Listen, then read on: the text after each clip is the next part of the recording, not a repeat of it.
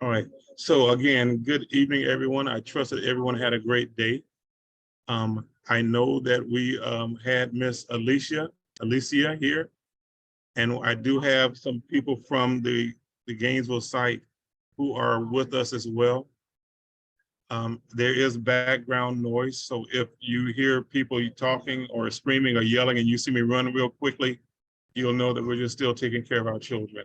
Okay, I don't anticipate that to be the case, but if I have to go, that's why. We'll have parents who come and check out their students. So, and I'm sitting by the checkout window. So every now and then I will go off camera, but if I'm going to go off, I'll let you know what's going on and you guys can take a break and we'll come back and restart. That's fair enough? Yes. All right, very good. I saw two heads shaking. I heard a voice. All right, perfect. All right, so how is this intended to go? So many times when you guys are interviewed, I'll ask you all to tell me what you know about the YMCA. All right, so for our introductions, what I'll do, because I know that there's some people here who have not met each other before, I'm going to ask you to introduce yourself. And again, you can do it on camera or off camera, but introduce yourself and then tell me one thing that you know about the YMCA. All right. And you all can volunteer, everybody. If you are doing the gallery, you should see every name that's here. Okay. I can Mr. start. John, can I ask a question? You may ask a question. We have graduation tonight at Archer. Well, Archer is graduating at Oakview. So do you know how long this will last? Based on the number of people that are here, probably not that long. But if you need to go, then feel free to. I just don't want to miss the graduation. Yeah. So I set it for from 5 to 7, but I don't know if it'll go that long. Okay. All right. Ms. Adriana, I think you were getting ready to share. Yes, it's just my name and like one thing I know about the YMCA, right? Yes. Okay. So my name is Adriana Nunez, and one thing I know about the YMCA is some of its core values, including respect, caring, honesty, and responsibility. Thank you.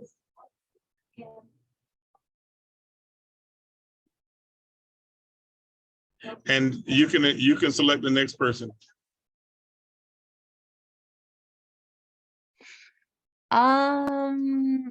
Let's do Jacqueline. Hello, my name is Jacqueline. And one thing I know about the Y is that they really care about children having a good time and learning at the same time. Okay, Ms. Jacqueline, you'll select the next person. I can't really see the names. Hold on.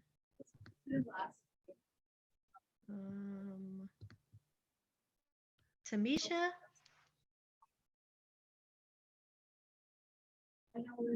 Hi. I did hear my name, right? Yes. You did. Okay, and I'm multitasking, by the way.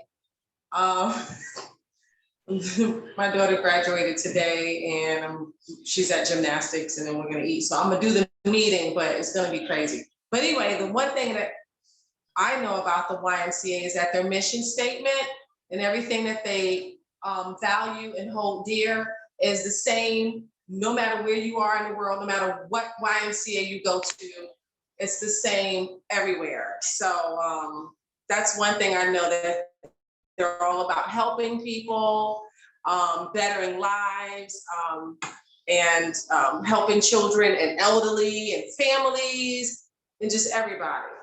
And it's the same at any YMCA you go to. That's what I know. Okay, so I get to call on somebody. Hold on, sweetheart. Calendria? Hello, I'm If she's already Calendria. spoken, No, I'm here. I'm Calendria Jackson.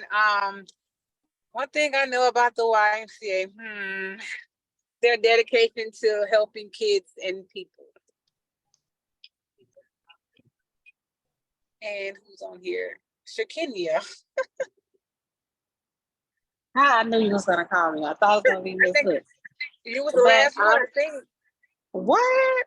Okay, I'm Shakenya, and one thing I know about the Y is the Y gives back to the community. A lot of people already touched on what I was gonna say anyway, but the Y gives back to the community. They treat all children the same, no matter the race. I love the Y. The Y actually helped change me because I went to the Y when I was a younger girl, and it really made me look at life differently. And it's also doing the same thing for my daughter since she's been a part of it last year. And we have Mr. Nija. Ooh, let me see who left. She's not on the call, but she's sitting with me. So Okay, she is. go, Miss Tanaja. Do this. I'll stop blurring the screen. Oh, there you go. They can see you. But one thing about the Y. What your name and then one thing about the Y. My name is Denija. One thing I know about the Y is that they're here for the community. They're here for everyone. They're here for all the people. That's about it. All right. So thank you, everyone. So I'm going to share my screen, and you all tell me if you're able to see it.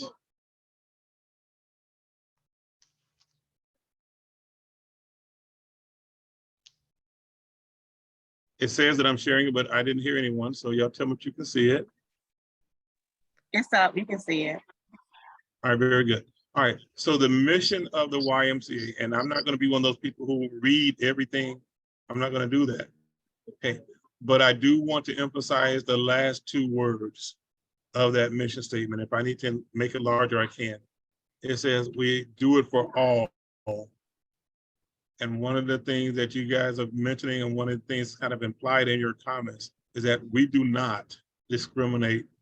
We do not restrict people. I'm going to put my video up so I can see you all too. Okay.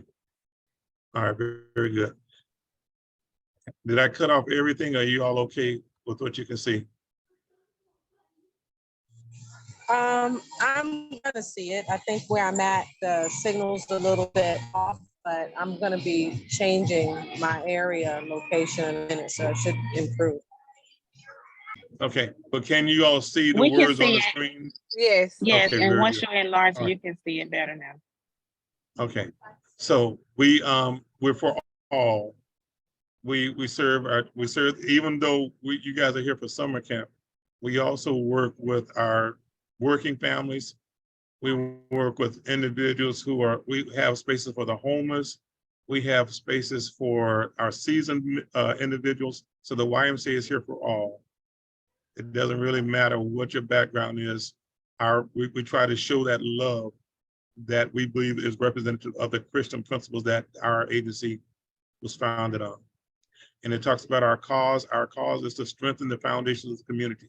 The reason that we're in the various areas of the community of Alachua County now, because we went out and we did listening sessions in those areas, and those areas said that they needed something for the children to do. And so our CEO, Ms. Angela Howard, she said, let's go out and try and serve those communities. One of the things that she stresses is that we will only go where we're wanted. And so the reason that we're in Archer, because somebody said they want us in Archer. The reason we're in Hawthorne or Waldo, because we've been requested to come out there. The YMCA, we have a regency, a territory of almost 8 counties. And so, and we are committed to going out and serving in those areas. But if the people don't want the YMCA to come out there, our CEO says we won't go. So that's one of the things that we talk about our cause, strengthening the community. We go out and we try to find a need, and then we try to partner with that community to see if we can meet that need. Okay? It has a philosophy and purpose. I'm not going to read it. Okay, but we want to build up lives. We want to make people better. We have 3 areas of focus. We have youth development, healthy living, and social responsibility. Youth development, the summer camp, the soccer programs, the basketball programs. Healthy living is the wellness. And when I say healthy, I'm not talking about just physical health, but the mental, the emotional health. And then the community involvement. We do so many programs for free, and we partner with organizations who do programs for free where we give back to the community. I know that we did a Healthy Kids Day where we had people to come out. We probably had 300 young people out there. We didn't charge them anything for it. Came out, they were able to play games. We've done giveaways in multiple communities where we just get items that are donated to us and we go out. Why am I telling you this? Because I'm letting you know that you're working for an organization that is committed to being the center of collaboration, to be a hub for the community, not just Gainesville, but where you all are. We're here to try to make sure that we continue to meet the needs in those various areas. Okay, it talks about improving well-being. There we go. That's what we do. We have some of our accomplishments. We have achievement. We define it.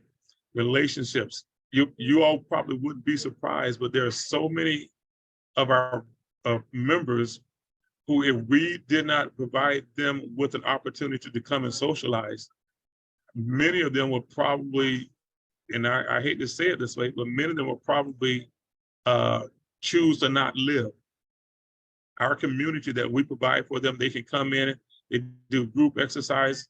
That's for many of them, that is their social outlet. And so we talk about building relationships, but not just relationships among our members, but relationships in the community. We're partners with so many Peaceful Paths, Girls Place, Grace Marketplace, places where we know that we can help the individuals that they're trying to serve. So we go and we create and form those relationships. And then it has some other stuff here. Somebody mentioned about the core values. Okay, there they are. And what we do is we're looking to demonstrate these core values every day. Whenever we have a day of summer camp, we're looking for people who are modeling these values. A sincere concern for others. Not only are we doing it, but we're trying to teach the children to do it as well. To be honest, to tell the truth, even when it hurts, to be respectful, to give respect, and then make sure that you are receiving respect. And then be accountable, be responsible for your actions, be accountable, be responsible for your team's actions, okay? So there's a camp director, okay, and I think the new email address is camp director, but if you can try camp at NCF YMCA, and then we also have email addresses that you all should be getting for your camp supervisor, your site supervisor, and I'll make sure that you have my email address. I'll make sure that you have Ms. Nadia's email address. Make sure that you have the admin assistant's email address, because all of these people are part of your program. Even though we don't work directly at your site, we are a part of your program and we're committed to your success. All right. So what to bring to camp, okay? We will provide lunch and a breakfast for the children, okay? But they will be responsible for bringing their snacks. That was a question that came up the other day. The children, the parents are going to be responsible for providing snacks for their child. If you have it so that there are volunteers or parents or maybe some of the counselors who want to chip in and purchase things, we're okay with that. But we're saying that the program that we're using through the school board, through the meal program, we are only able to provide breakfast and we're providing lunch. We did a training for the meal program on last week, and there are very strict guidelines on what we can do for the meals. The meals have to be served on site. The meals have to be accounted for. We shouldn't be storing stuff. It has to be at a certain temperature. We have to take that temperature. We have to tally how many we serve. We have to be available for serving the community. There's so many pieces to that meal program. And this is critical because we will be audited on that program. if we fail that audit, we can lose the privilege of giving meals out. And so we make sure that what the school program requires, what the meal program requires, that we comply with that. Okay. We encourage people to bring a water bottle, but label it. I can't tell you how many water bottles we've thrown away here in Gainesville at the end of the year because the children leave it and then there's no way that we can give it back to the parents. What we've done is we put a table out there with all the stuff on it, the lost and found, for the parents to come in and claim it. Okay, but a lot of it doesn't have a name on it. So we want them to put a water bottle with a label on it. Okay. So what should you do? There's a dress code. Okay. I would not, I don't know if you guys are familiar with the phrase the Sunday best. Okay. And Sunday best is a program, but it's also how you dress. Okay, please don't wear your good clothes to summer camp. You want to wear clothes where you're comfortable getting involved with the children. We will have a uniform, a code that we're going to communicate a little bit more. Okay, but I'm telling you that don't wear clothes that you don't want to get paint on, you don't want to get glue on, you don't want to get some dirt on. Dress so that you can have fun, but you can engage with the children. Okay. We will have a lot of sunscreen here for the times that we're outside. We'll make sure that the other sites, we provide you with some sunscreen as well. Okay, but we want to try to protect your skin. We will have swim days.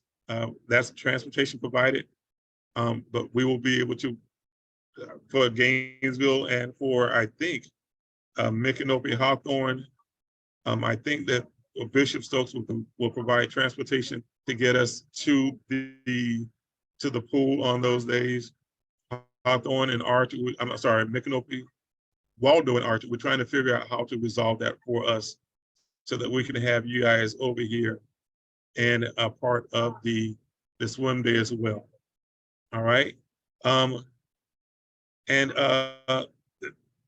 what not to bring: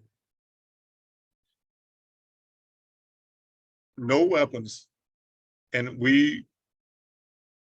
I encourage you all to not allow children to bring toy guns to camp. I know that the children, they have the stuff and they may be able to do it at home. Okay, but we don't want anything that is perceived as a weapon. If you see it before the parent leaves, if we can get it to the parent, give it to the parent so the parent can take it home with it. If it's after the parent has left and then you discover it, I'm going to ask you to take it and then put it in a safe place. And then when the child leaves for the end of the day, make sure you give that child back that toy and then instruct the parents not to bring that to camp again. Okay. And then it has the stuff on no alcohol. We're an alcohol-free environment. We're a drug-free environment. We are a tobacco-free environment. Tobacco is chewing, vaping, smoking, none of those. Okay. Any personal video games, toys, things that the children can lose or someone can steal it, we don't want them to bring it to camp. Okay. No one should be walking around with a bunch of money. Last year, or maybe a year ago, there was a guy who had about $60. One of the little children had about $60, and he was giving that money out to another camper. I don't know how you feel about your children, okay, but if I gave my child $60, I don't think I want him to just go and give it to another camper, okay? So we want to try to make sure that they don't have a lot of money. If there's a field trip, if you have a store at your camp, then you can do that, but they don't need $20 for camp per day. So, and the parents will have their own thoughts, okay, but we're trying to protect the child and we're trying to eliminate or mitigate any future problems that we may have, okay? You see where it says we're not responsible for lost, stolen, or broken items. If the child brings it and somebody takes it, we don't do searches. We don't do backpack searches. So we can ask the question, and then it's up to the child to tell, hopefully be honest and say, well, they took it. But we don't do searches. So we're not responsible for stuff that's lost or stolen. All right, I'm gonna stop here to see if there's any question on anything up to this point.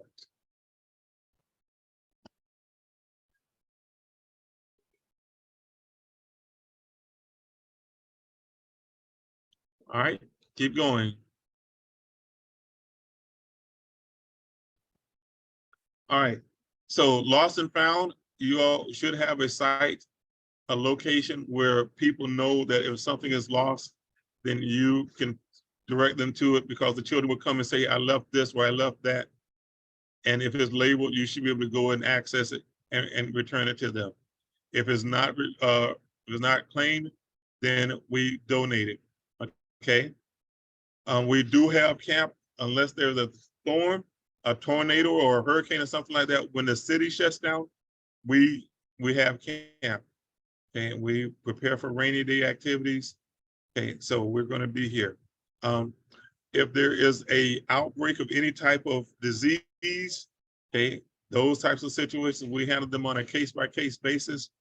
If you are sick, don't come to work. Just, if I mean sick, I'm not talking about that slick, where you just need a day because you want to go shopping.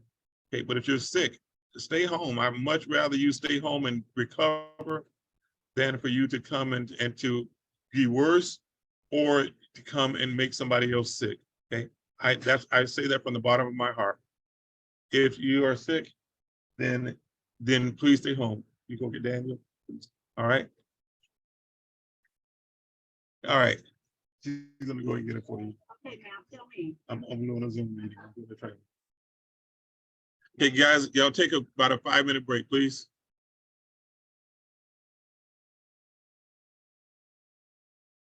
Yes, ma'am. I told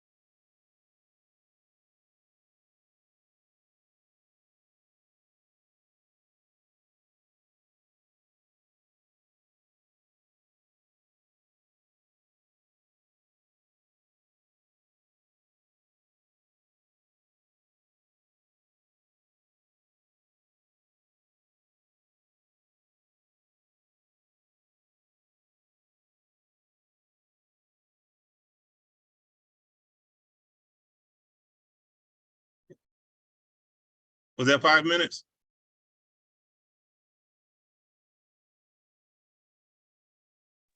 Yes, it was. Okay, all right, cool. All right, very good. All right. I am going to continue. The financial piece, it really isn't your responsibility. Nadia and Cheyenne are communicating with parents, and there is a registration deadline that they're sharing with the parents. We're trying to have it so that there's some level of structure to what you all are doing. Okay, so they are communicating with parents, but so that you'll know that we're trying to control how much chaos there is, trying to get a little bit ahead of it. All right. And those who are, if someone asks you, financial assistance is available. There's assistance available through the Children's Trust. There's also assistance available through the YMCA for those individuals who may not qualify for Children's Trust. Your children are eligible to attend if you meet the criteria for Children's Trust and you are one of the first people to enroll, or you meet the registration deadline. Your children are able to attend at no cost to you. If you do not meet the criteria for Children's Trust, you as an employee, you should be able to get a reduced rate for your child's participation in camp. All right. The fees are non-refundable. So that means whatever, when a parent comes to you and say, hey, look, we decided that we're going to be traveling on vacation. Can we get our money back? Okay, the fees are non-refundable, and we communicate that to them. What you're looking at, as well as a parent handbook, the family should be receiving that if they have not already done so. So there's an additional information that's in the parent handbook. I'll show it to you briefly. Okay, well, you say, Mr. John, why are you going through all of this with us? Because you're probably going to get a lot of these questions. And so I want you to know where this information is so that you can answer those questions, okay? Children's Trust requires that we do some types of surveys, okay? And we'll be providing those for you so that we can know how well we're doing with the Children's Trust, specifically for that audit that they're going to do for us. I will tell you now that Children's Trust will come to every site. They're going to come to every site, and they're going to be asking specific questions of us. We don't anticipate that you'll have to answer any questions from Children's Trust because normally Ms. Angela and Ms. Cheyenne will be there, okay, but they will come and visit your sites, and they're going to look at the people who are registered to make sure that everything that we say that we're doing for those children, that we're doing them, make sure that the children that we say that we're serving meet their guidelines. So every one of you can expect at least one visit from Children's Trust, and you can expect at least one visit from the school board, the meal program, okay? So I'm just giving you the heads up. We don't always know when they're coming. You may expect a visit from the Department of Health. I know they just showed up last year. Thankfully, we had everything in order, but they will show up. They're going to be looking at the refrigerators to see what the temperature is in the refrigerator. They're going to be looking to see that there's any sign of furry friends activity. So they're going to be there. So just know when they come, then we cooperate with them. All right. So some procedures and guidelines about the health of the children or the staff. Okay. If they have and I don't know if you all still have the thermometers. I think we have one here. I know we have one here. If the child has a fever of over 100, or the child gets a fever of over 100, we contact the parent. Okay, if the parent has to come and pick the child up. Okay, and any of the other stuff that's going on, we notify the parents for the parents to come and pick the child up. Again, if you are not well, if you're physically ill, call your supervisor, call the camp director and let them know. Call your supervisor so that you don't come and you don't get worse, and you don't come and potentially put someone else at risk. Okay. Talks about the prescribed antibiotics. Okay, we have the information there. The child has a communicable disease. Notify the camp supervisor or the camp director. If you as a supervisor is notified, then you notify the camp director, because there are specific guidelines that we have to take if there is an exposure to a site.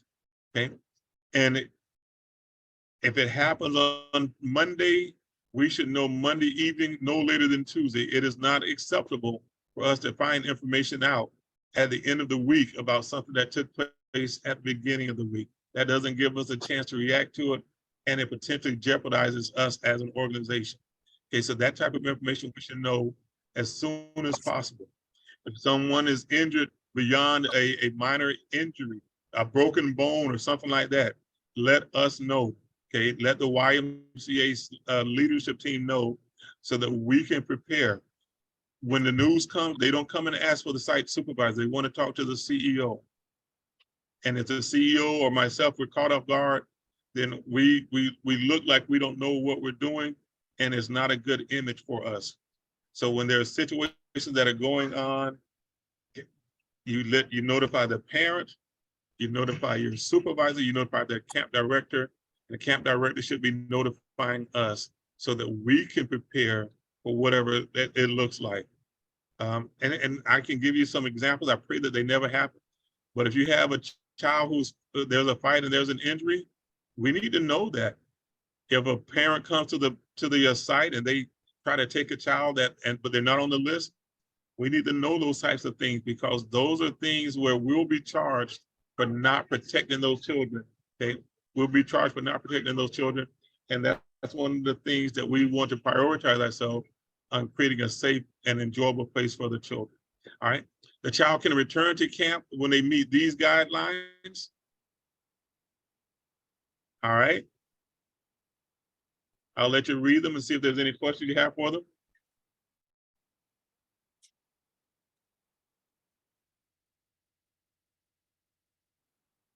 No question, I'll keep going. Injury procedure. Do you have a question? I can't hear you. Can y'all hear her? Can y'all hear Miss? No? I can't hear anything.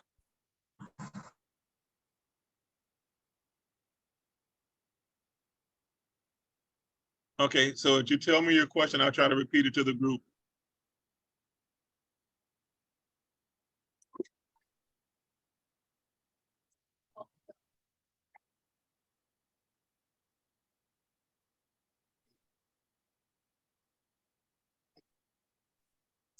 So the CPR and first aid training, there are 7 spots available on this Saturday.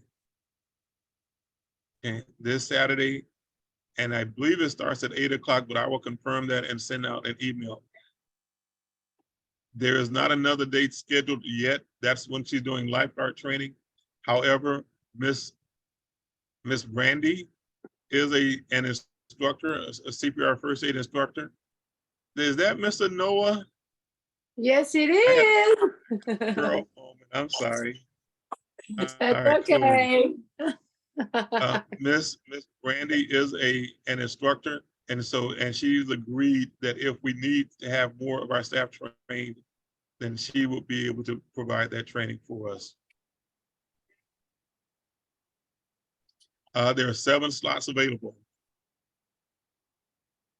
If you're already CPR first aid certified, you do not need to attend the training. All we need is a documentation of that certification, a copy of your card.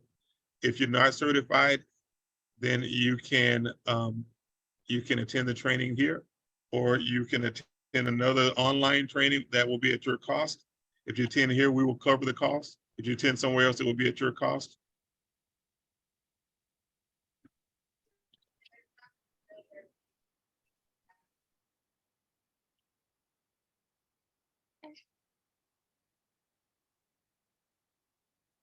I do not know of another date that's already scheduled for CPR first aid. before camp starts. But I have not asked Miss Brandy to be available to schedule a date, so I will not say definitively that there is no other date, but I'm not aware of one now.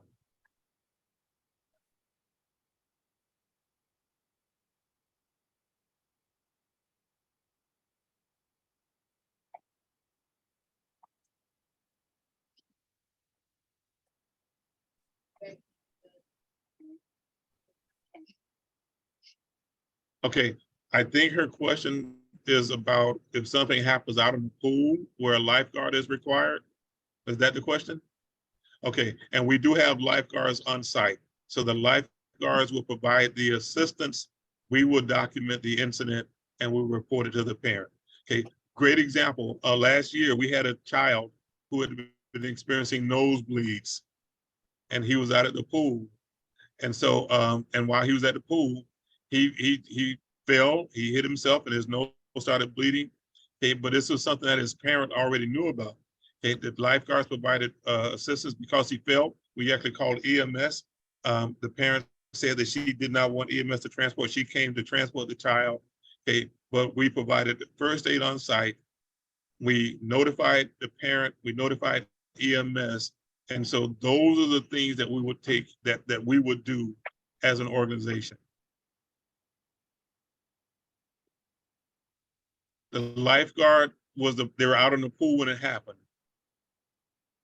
Okay, but if you're on the basketball court and somebody runs into another person and the tooth falls out, okay, we'll do the first aid for that. We'll follow all the steps to try to get that child assistance as quickly as possible. Okay, so if there's no lifeguard there, then those of us who are trained in CPR and first aid are responsible for treating whatever that incident is. Did that answer your question? Okay, very good, thank you. All right, any other questions? All right, going back to my screen share. All right, so again, injury procedures, we will utilize basic first aid. Here's my statement. If it's something that's that you can resolve with ice or rest, then we just do an incident or an accident report. If it's something that requires beyond minimal first aid, we do the report and we notify the parent. If a child falls and hits his or her head, we notify the parents because that could be internal. It may require more than ice. If a child has a severe sprain and they can't move the arm, they can't move the leg, okay, that's beyond first aid, we notify the parent. So that's kind of the policy that I use. And that's what I think we should be considering as well, okay? All right, medication. If the child has prescribed medication, we have a thing called sunny day. Sunny day. Sunny day is our code word for telling the child or telling the counselor that it's time for that child to come and get his or her medication. So we don't call the child name and say over the radio, it's time for John to come and get his 1 o'clock medication. We say, John, counselor name, John for a sunny day. John for a sunny day. And everybody should know what that means for, that counselor should know what that means for his or her children. All right. We only give medication once the parents have approved us doing so. I think I heard a question. Did I hear a question? Not only do we I have a question. Go ahead. I know we ran into a situation at camp last year with that. Do we have forms that the parent fills out or something that we're supposed to fill out on a daily when we give the medication? Yes and yes. There is a form that the parent gives, signs that authorizes us to issue that medication. And then we do a log that we gave that child that medication that day. And it is critical that we do that because I don't know if we are familiar with people who use medication, or we've heard the phrase when they're off their medication, the behavior changes. All right. And so what we want to do is make sure that if that child is supposed to be getting that medication at a certain time, that we're doing it, and then we're documenting that we did it. So that later on, if that parent goes and says, well, my child is behaving differently, I don't think they're getting the medication, or maybe the doses are right, whatever that reason is, we can document and demonstrate that when that child was with us, we followed that schedule for distributing that medication to that child. Thank you, Mr. Kenny, for that question. I have one more question. Yes, ma'am. So when I don't know, I didn't read the whole thing. With medication, is it something that a parent gives us daily or weekly? And when do we turn it back in to the parent? I'm not sure I follow your question.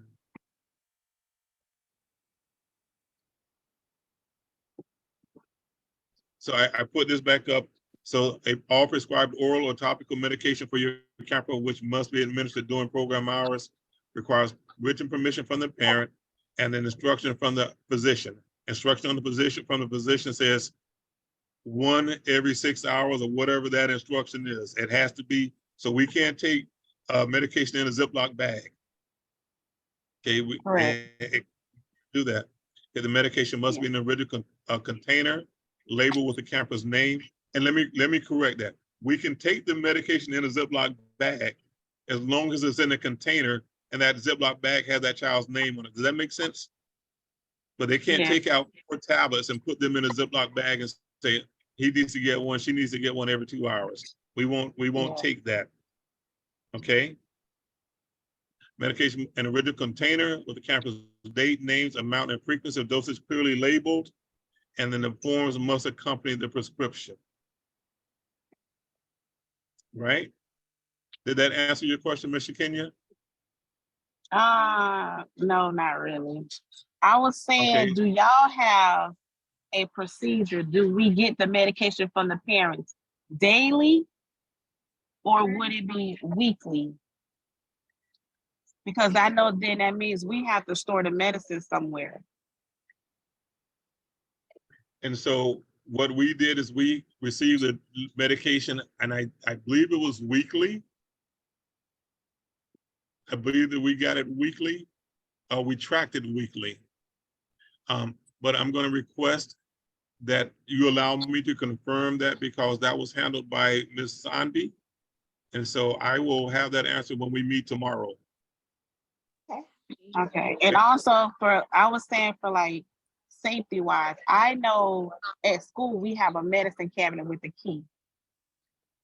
So with us holding on to medication, I think that we on the, the other campsites like Lincoln Open, Waldo, Archer, we may need something to lock it in with a key. Yes, I agree. Okay. So I think that's something that we can probably resolve for us. We kept it in a desk that was staffed all the time. So that's what we did here. Okay, but I think that's something that we can arrange. All right. Any other questions about? You're welcome. Any other questions? All right, here we go. All right, telephone policies. Okay, you all will be receiving a telephone so that the students, if they need to call out, if they can't call from a landline, each of the sites will have a phone for that site, for the site supervisor, or for the lead. In the case when Mr. Kenny, she has 3 sites. There should be a Waldo phone, there should be a Micanopy phone, and a Hawthorne phone. Okay, so those are the numbers that should be given to the parents if they need to reach out to their child, or if you need to reach out to the parent, you should be able to use that phone. In the YMCA, we have landline phones, one for the supervisor, and then one for the person who's communicating with the parents at the check-in, check-out. Okay, but you will have a phone that the parents are able to call. I said this in the meeting the other day, and I will reiterate it now. Once camp is over, I would understand if you quit receiving calls or once that last child is checked out. I do not expect you to be taking calls 8 or 9 o'clock at night. We do not want our children using phones on site. We don't want our children bringing phones on site. Okay, I have someone who's coming to the window. Okay, will you go and get SV for me, please? Okay, hi, how are you? You doing okay? Very good. All right, why don't we want children using phones on site? Because they are, they may have a really nice phone that somebody else may like. And so that phone may disappear. Well, if that phone isn't on site, it won't disappear. And so what we try to encourage the parents to do, don't send your child to the camp with a phone. Now, of course, some parents are gonna not honor that, and then they run that risk. We've already talked about us not being responsible for loss of stolen property. Okay, but if that child doesn't have that phone, that child is not distracted, that child is not watching things that child should not be watching, not taking pictures, what that child should not be taking pictures of. All those are things that we try to have some control over. So that's why we encourage the parents to not send their children to school to camp with phones. Okay? Questions? Okay, this is what it says. Typically, campers are not allowed to make calls from camp, but if there is an emergency, if that child is going through a particular situation, let that child call their parent, or you call the parent and put the child on the phone. Okay, that connection with that parent may be the thing that would cause that child to recalibrate. So do not deny them phone access. Okay, if you are not able to resolve it, let them call their parents. Okay, that's me, and I found that to be pretty effective. All right, swimming, we talked about a little while ago. Okay, but we do offer swim. We'll be offering swim lessons this year. If a child wants to get in the water, the child has to take a swim test. If the child is able to pass that swim test, that child is able to swim anywhere in the pool. If the child is not able to pass the swim test, they have to use a flotation device. Okay, and then if the child believes that they've gotten better, that child is able to test at another time. Okay, I'm going to give you Mr. guys a Rollins? 5-minute. Yes. I'm sorry. I raised my hand, but you kept going. I think you didn't see me. When it comes to the phone issue, and I'm sorry to go back on it, I just have a question. If a child does bring a phone and is constantly on it, are we allowed to take the phone from them? You know, how does that work? Because I'm used to the school policy. So what is, when it comes to the YMCA, what are we? You can take the child, you can take the child's phone and give the child the phone at the end of the day and let the parent know that the child lost his phone, the phone was taken because of XYZ. Okay, awesome. Go ahead, Miss Fenice. When are the swim lessons, like they have to take a swim test, when is that administered? So the first day that they go to camp, that go to the pool, they are giving a swim test then. And then they are allowed to show their progress every Friday. There's an opportunity for them to test again. So they think they've gotten better. Okay. But if they don't pass the swim test, the rule is that they will go ahead. They will have to wear a flotation device. Wear a flotation device. They have to wear an armbands, where they have to have a vest on. Yes.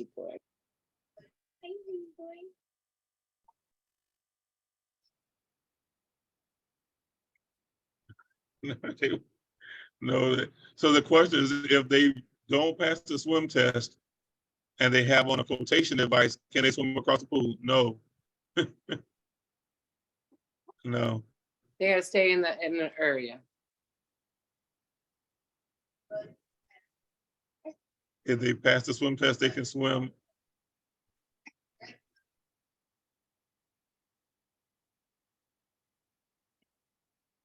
Say that again, please. The swim test, is the swim test something that's done in one session, or does that take like a week or two? Oh, no, they have a swim test that takes place one at the day. So every child should be given an opportunity and they're tested on the first day. Okay. I'm gonna give you a quick break because I'm gonna go get a child who's getting ready for checkout. Be right back.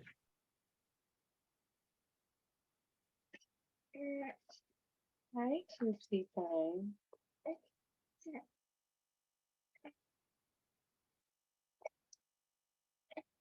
Hey.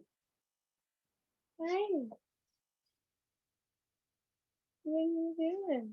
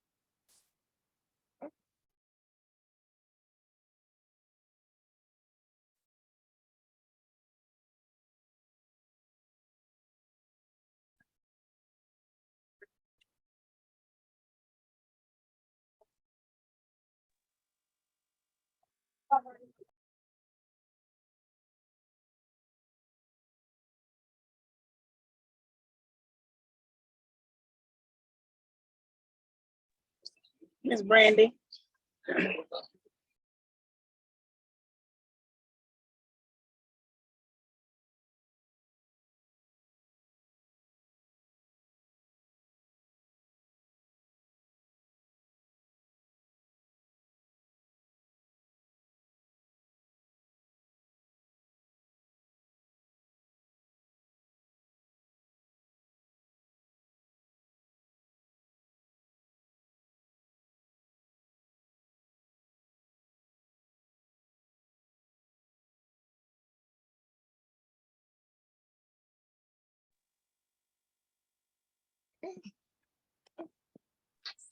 Who just joined with the iPhone?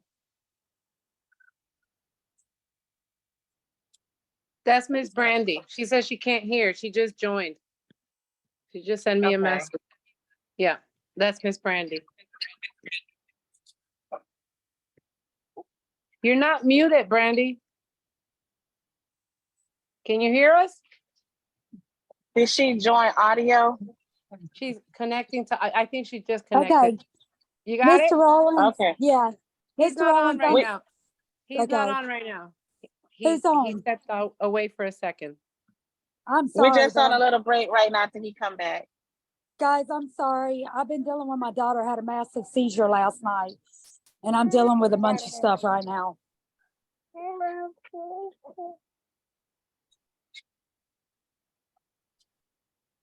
He's recording if you need to leave and watch it again. I can be on for a little bit. I'm just at the Okay. I'm at the pharmacy trying to get prescriptions that are like $300-400 for 1 month. Oh my God. Yeah, it's been a nightmare today. Sorry to hear that.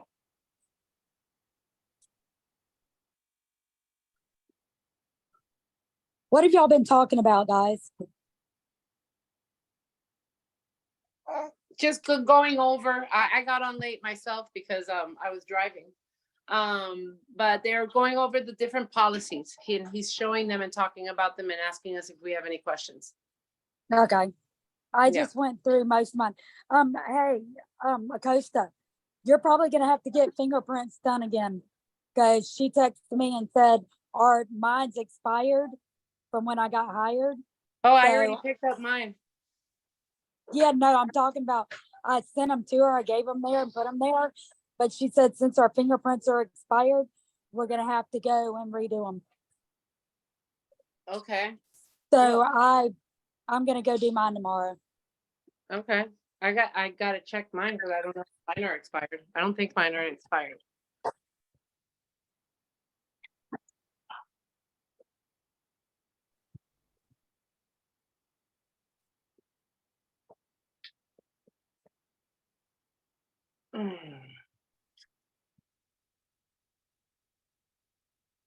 Are you done, Mr. Noah?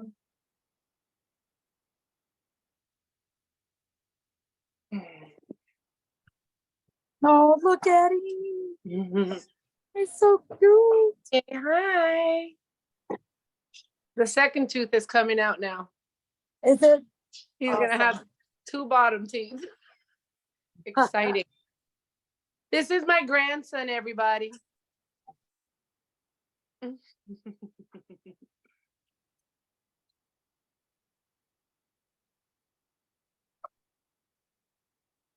Oh, man. What are you doing? You getting tired? So I'm just calling the help service to see if they can help me kind of push it along. Okay. Yeah, because I called them and they said it was activated. I made sure of that before I even came up here.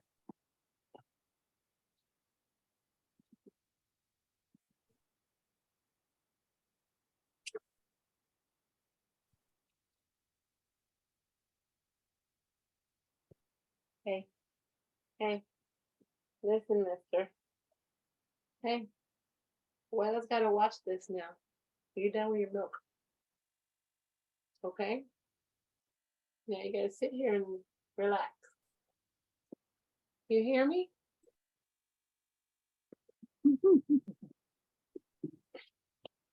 Say hi to Brandy. Say hi, Brandy. Say hi, Brandy. Say hi, Brandy. Hi, sweetie. What are you looking at? Oh,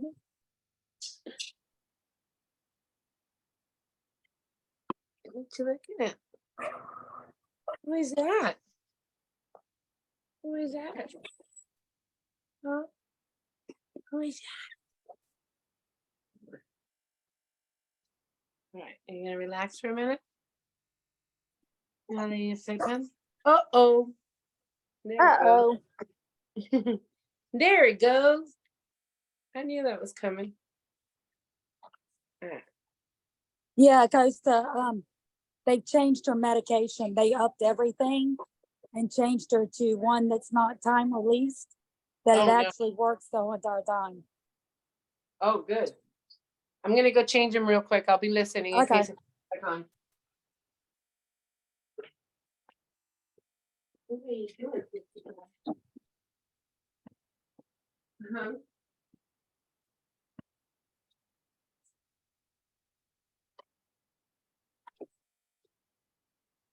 What are you doing? You silly boy. You silly boy. You a silly boy. Yes. You are a silly boy. You're a very silly boy. Yeah.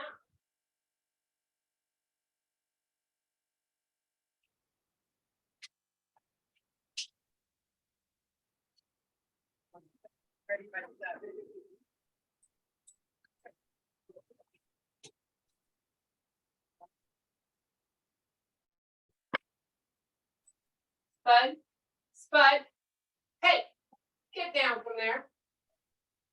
Spud, you better not. You better not, sir. Why are you laughing? Why'd you laughing? Hi, everyone. It's Nadia. Hi, Nadia. Mr. John is with some students right now, so I just wanted to ask, where did we leave off? I might be able to help pick up. Nadia, He had something pulled up on the screen, Nadia. He stopped at what, Shikanya? We was past medication. We was just past the phone. Okay. Look, there's Miss Tamisha.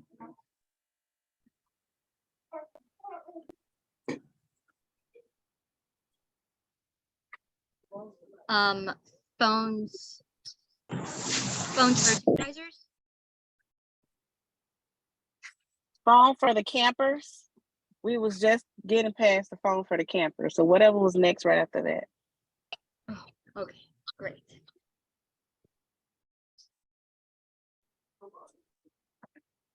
What are you doing, Spud?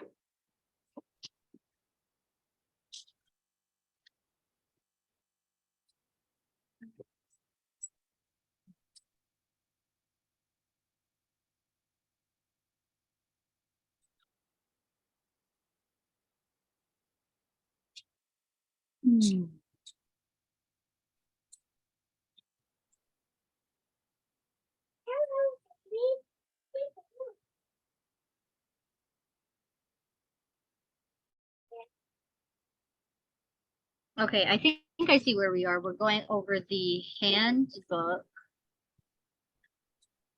Okay. Did we start with swimming yet? Is that the one right after the cell phone for the student? Yeah. I mean the campers. Yes. We was on that. Okay. So our swimming programs here at Gainesville, we intend to have swimming once per group every day. And for our other sites, we need to coordinate times to get you all here so that every site would have the opportunity to swim. To my knowledge, our transportation will be with Willie Mae Stokes Community Center through Bishop Stokes, as long as we can get those vans here from each site. The first week of camp is typically our swim test week. Regardless of how well their parents think that they can swim, Miss Leslie does like a general swimming test to make sure that they're able to float and swim without touching the wall. If they cannot, they are provided with a life vest. If they can, they don't need one. And they get to swim freely within a restricted area. This year, we are doing things a bit differently with Miss Leslie because she has funding to teach swimming lessons and to teach skills. So each camper will have the opportunity to be in the pool for an hour. The first 30 minutes will be activity-based swimming. So she gets to do little lessons with them. And then the last 30 minutes will be free swim. It is expected that counselors get in the pool with their students because our swimming ratios are 10 students per counselor in the pool.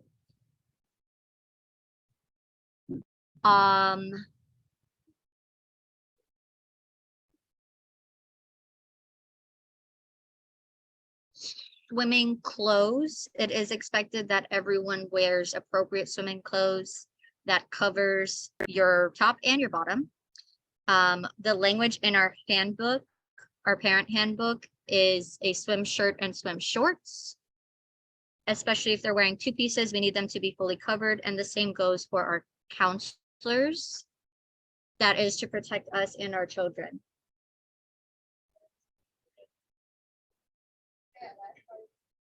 Swim shirt and swim shorts. and swim shorts. Have to be worn. It doesn't have to be a YMCA shirt. It just needs to be a shirt and shorts. In the pool.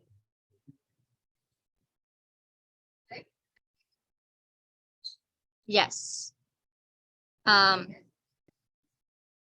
Yes, and it is to protect us and the campers. With clothes. Questions so far regarding swimming?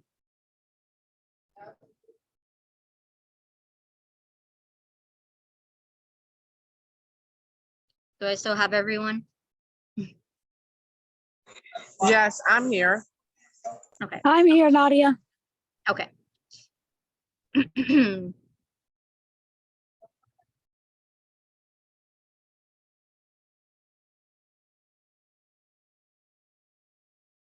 Our next section is about emergency closures. For Carol. Yes, sorry. The next section is about emergency closures. If the school system or the local government closes due to severe weather, all of our camps will have to do the same. We'll send out mass announcements.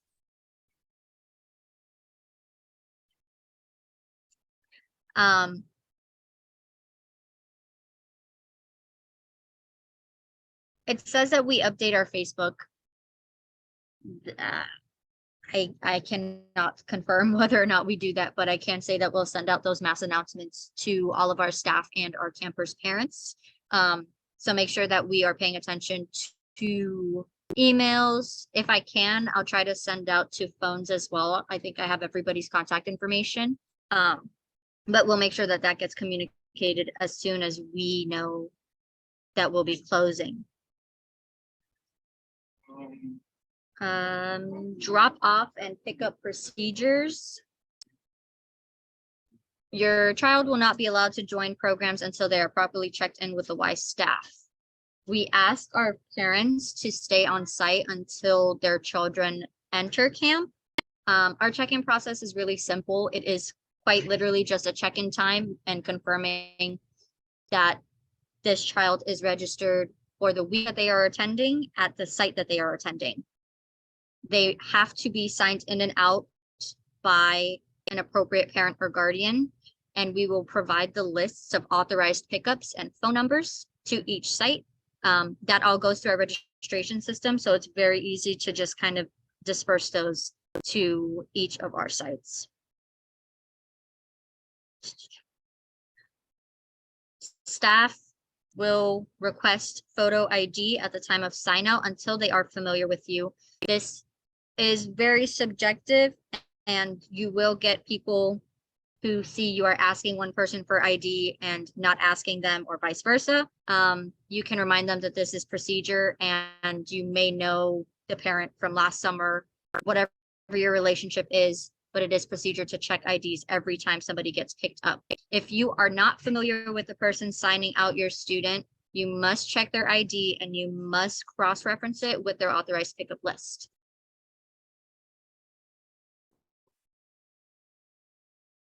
Pickup and check out, as well as drop off and sign in, can occur anytime between our open hours, 7 to 6, but we do have a specific pickup time that starts, that is 4 to 6 p.m. We should all be ready for pickup at that time in all of our locations, making sure all of our students are in one place and we're able to access any of the campers as soon as they're called so we can get them out of the building and home. If you have students that stay after 6 p.m., we do charge a late fee. So we need to know what time they're checked out. Please make sure that that is recorded in our check-in and check-out spreadsheets.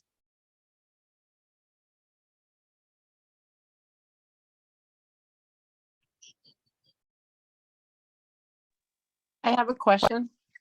I have an answer, maybe. Hi, Nadia. Hi. If there is a camper who is consistently being picked up after the 6 p.m. Time, What is the procedure with that? We have not come across that yet, so I don't have an answer. Okay. But that is a good question that we can look into.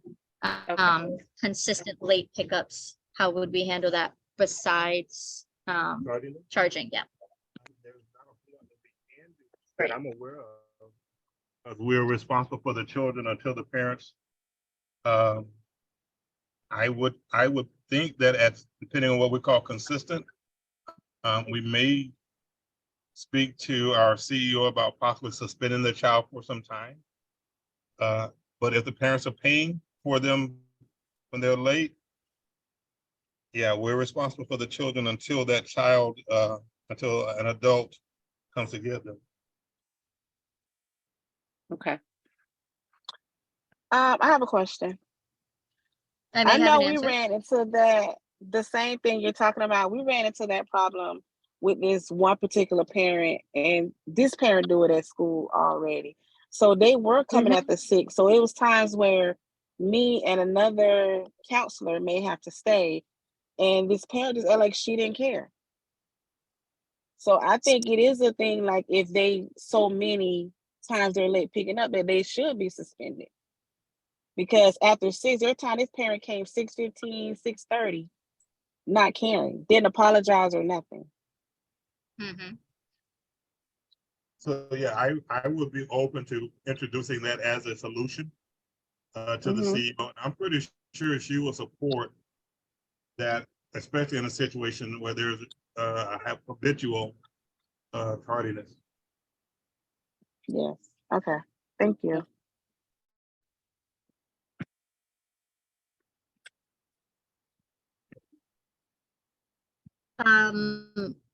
Upon employment, everyone should sign our YMCA code of conduct. I'll just go over it really quickly. It outlines the expectations for your behavior at work and in our community. It is a step in the protection of the campers in our programs and in our social settings. To protect the organizations and participants, YMCA staff do not babysit, transport, or are responsible for campers outside of our program time. Again, that is 7 a.m. to 6 p.m.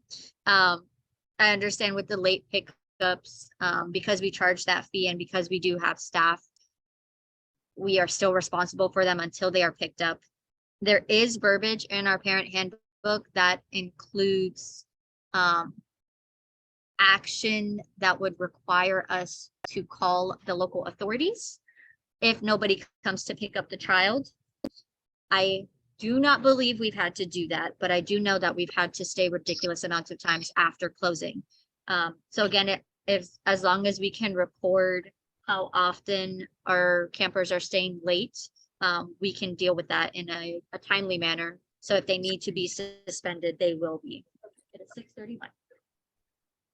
I have And a question. I'm sorry. yes, no, please go ahead. When it comes to the policy that you just went into, you know, our school is a very tight knit. Some of our counselors have kids in our school who have friends, you know, so what in that situation, I know they do a lot of things together all the time. This is, you know, throughout the school year as well. So what happens in that situation? If they are interacting with them outside of our working hours. Correct. Like we have, you know, we have the teachers and paras and that have friends, you know, in the school, and they might attend the summer camp as well. So they have a relationship outside of school. Yeah, that can't control. We just ask that they aren't like actively engaging with them. And if they are, to make sure that they are not representing the Y while they're there. Okay. I mean, I get it. I have also, it happens in all of our Ys where we have staff, seasonal staff that still have the opportunity to take a part as babysitters with our program participants. It happens. We just ask that you don't represent the Y while you're doing so. Okay, okay, awesome. On the same note, staff are not permitted to engage with any of our participants online, emailing, texting, Snapchat, Instagram, Twitter, none of that, please.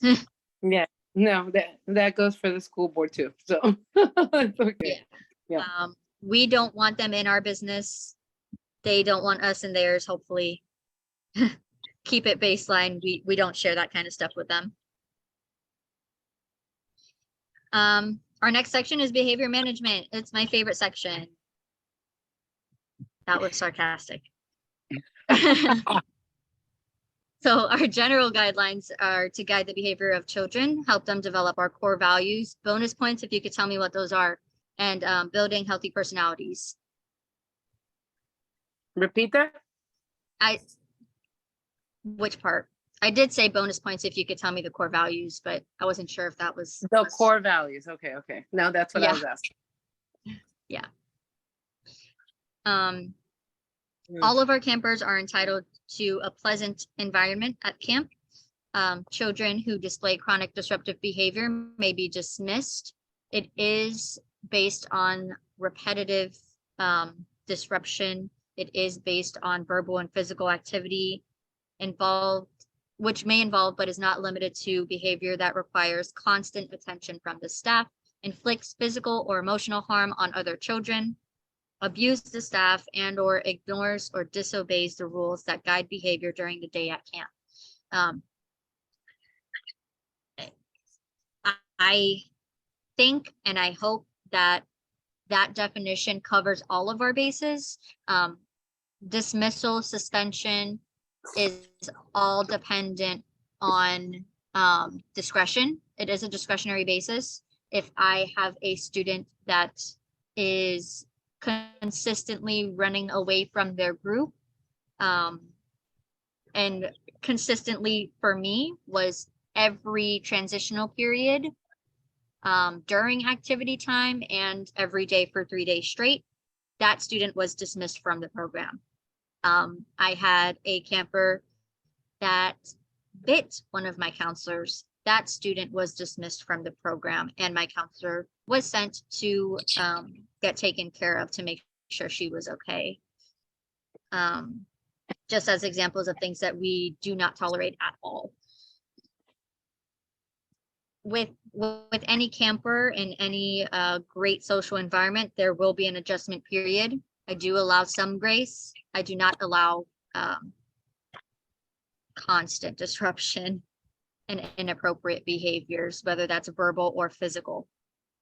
And of course, reasonable efforts will always be made to help a child acclimate to the camp setting. It's busy, it's loud, it's chaotic.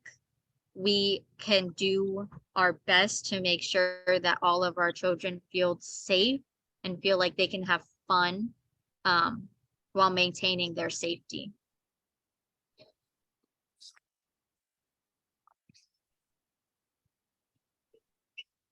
That's physical aggression, yes.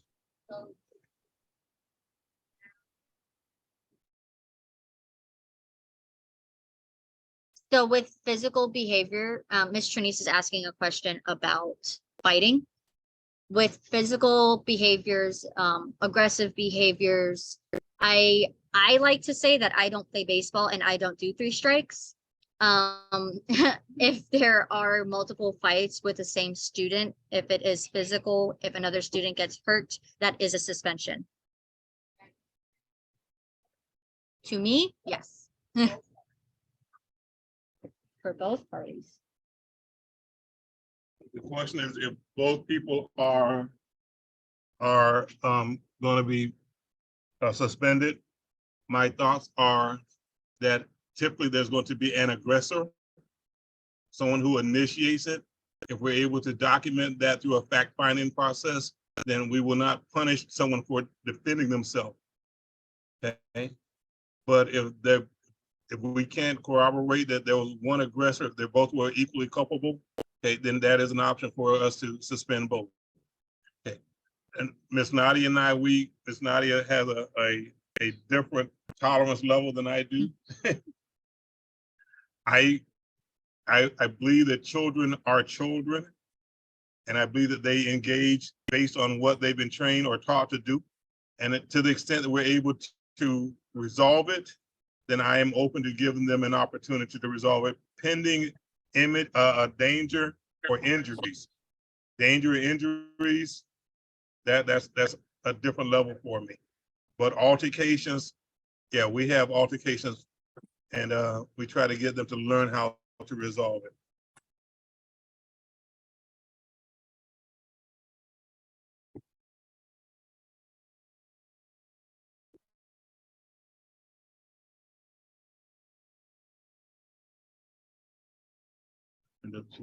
Never mind. Did that answer your question?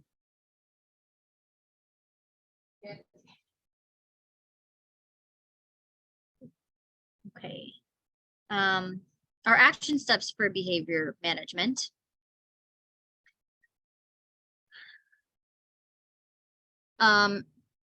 Proactive measures guide children by setting clear, consistent, and fair limits for behavior. Like Mr. John said, they are children. They will act out. It happens. They will want to be disruptive. I understand that children get bored, and that is typically the reason they become disruptive. So we want to make sure that we set rules, boundaries, and limits for behaviors.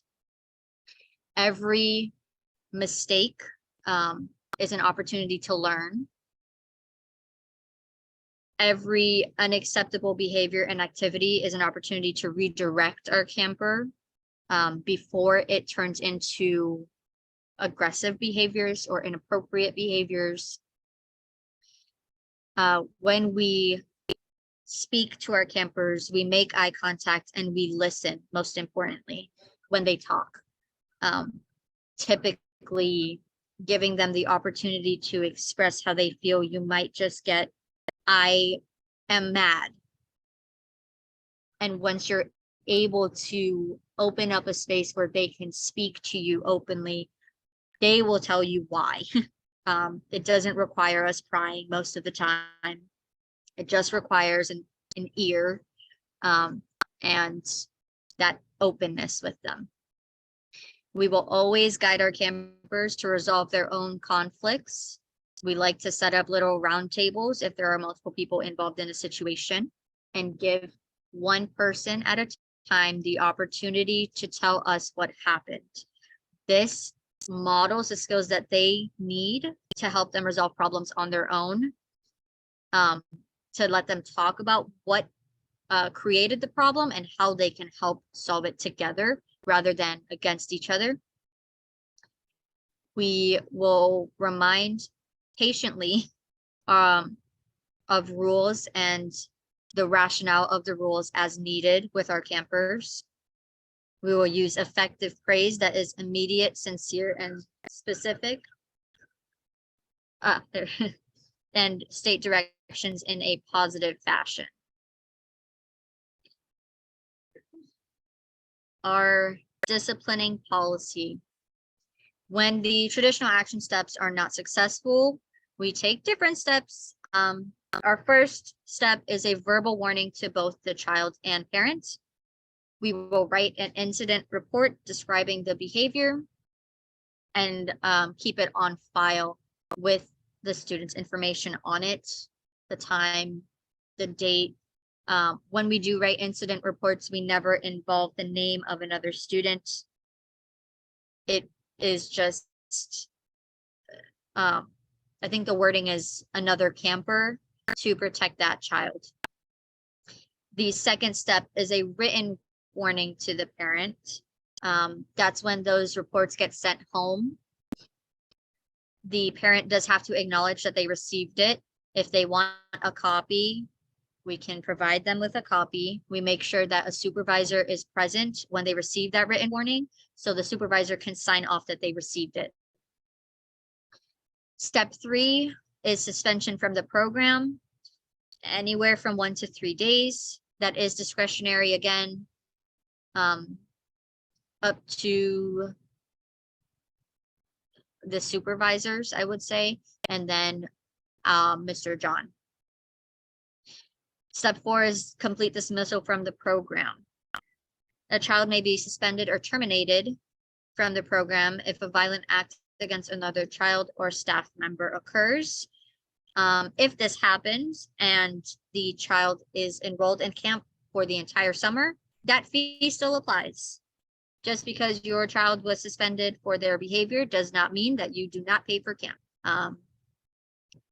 Their behavior is a result of their actions, or I'm sorry, their suspension is a result of their actions. And all I ask is that whatever guidelines we apply to one, we do it consistently.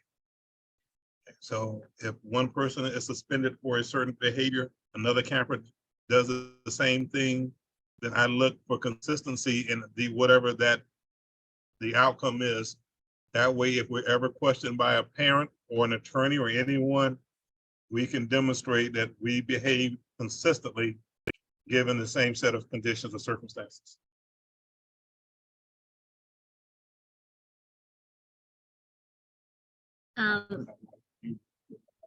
The last section we have are extra activities for camp. On our registration forms, we are collecting $10 for shirts for campers. So every Friday, we are going to encourage them to wear their camp shirt. I do have a record of those who have paid and who will receive a shirt once they're ordered. Those will be distributed to each of our sites as well.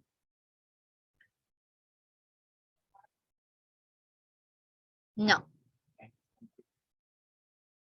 So Ms. Trinice just asked if it is required for all of our campers to own a shirt. It is required for trips. We have a home field trip that is planned. We were unable to do offsite field trips because of transportation, but they still had the opportunity, and I did reiterate to parents that it was not necessary if they did not want to purchase it at the time.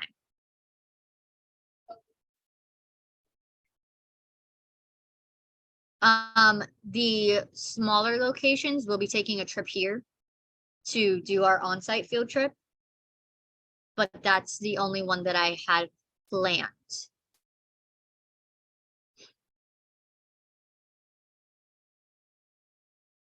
That's it for the handbook. That's it for today, I was just told. Do we have any questions? Anything that we need clarification on? Is Mr. Rollins still there? Yes.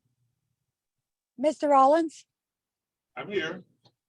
if you get a chance, give me a call. I wasn't on at the beginning, and I'll kind of tell you everything that's going on right now in my life. It's been an absolute disaster the last 24 hours. Yes, ma'am, I will call you. Thank you.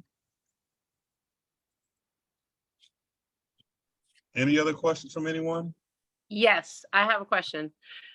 Will the site have a handbook with all this information in it, or is it, do we have access to it online? Yes. How does that work? Both are yeses. We Yes will and have copies of them. Yes, we will have copies of them in our checkout areas for you guys to have, and it is also available online. I believe if it's not in our shared drive already, we can put it there. It's in the shared drive. Okay. Awesome. Thank you. You are welcome. This was recorded. I will upload it and give it, I'll probably put it on YouTube. Make it private, and so you'll need a link to access it, but it will be available. Okay. Awesome. Thank you all so much for your time. I'm prayerful that this was of some value to you. I know it was, but I'm prayerful that you see some value in it, and that so the goal is to try to do this tonight, tomorrow night, and Friday, and then Tuesday and Wednesday. So we'll be covering different information each night. So I sent out emails of we send out emails to all the people who've been enrolled up to this point. I understand that there's conflicts going on with schedule and calendars, but we want to try to answer those questions for you about camp so that it will be as fun and entertaining as possible. You don't want to be. Mr. John, I'm here. the link for this recorded training, would you send that link via email, or is it gonna be the same link or something? How will we know to pass it on to others? So the recording is going to be on YouTube, and I will send the link out. I can send it out to everyone, whether you request it or not, or you can request it, and I can send it out then. But I have no objection to you sharing it with one of your staff members or your staff members. Okay, yeah, I want the link so I can share it to others. Okay. Or if everybody probably agree if you share it to all of us, because it may be some information that we missed that we can always go back and look it over. Absolutely. Again. Yeah, Yes. I've already told you how I feel about virtual training, so. Yeah. So yeah, share it with all of us. I know somebody was on their phone. Who was on their phone? We won't call any names. Thank you all for your time. We'll see you all tomorrow at 5. All right, awesome. Thank you. Have a good night. Thank you. Good night. If questions come up between now and then that you want to see if we can answer, send us an email and we'll see if we can answer those questions as well. If you have my number, you can also send me a text. Okay. Okay. Thank you. Bye. Good night. Start recording.